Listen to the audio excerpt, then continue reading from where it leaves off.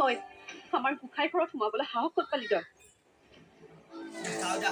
ভগৱানৰ ওচৰত যাবলৈ সাহস নালাগে তাৰ বাবে এটা পবিত্ৰ মন আৰু সেই মনত অলপ ভক্তি ভাৱ লাগে সেই ভক্তি শক্তি দেখুৱাই নিজকে সতীসাবিত্ৰী দেখুৱাব নালাগে অতি ভক্তি যে চোৰৰ লক্ষণ সেইটো কথা জনা আছে মই নিজকে সতী সাবিত্ৰী বুলি ভবাও নাই আৰু সেইবোৰ প্ৰমাণ কৰিবলৈ মই ভগৱানৰ নামো লোৱা নাই মই মোৰ নিজৰ মন মগজুক শান্ত কৰি ৰাখিবলৈহে পুৱাই পুৱাই প্ৰাৰ্থনা কৰোঁ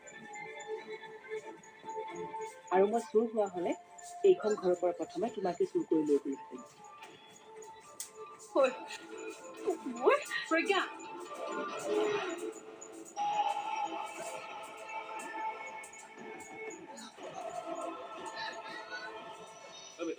আচলতে ঘটনাটো কি হৈছিল তই মোক কচোন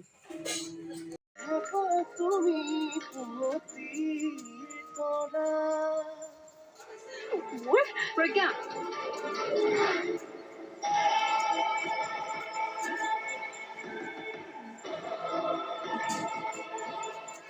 কি হৈছে তোৰ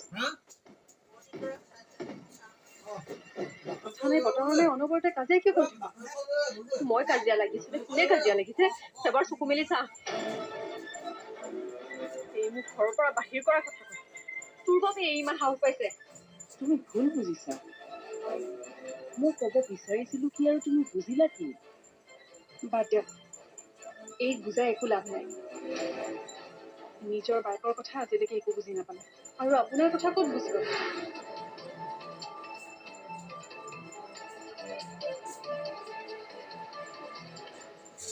প্ৰজ্ঞা তুমি মোক বেয়া নাপাবা মোৰ এই ভুল হ'ল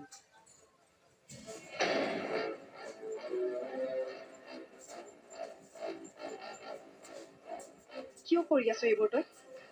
তোক কিমান বুজাম মই হা মই কিন্তু বহুত মানসিক অশান্তিত আছো তই এইবোৰ কৰি মোক আৰু অশান্তি নিদিবি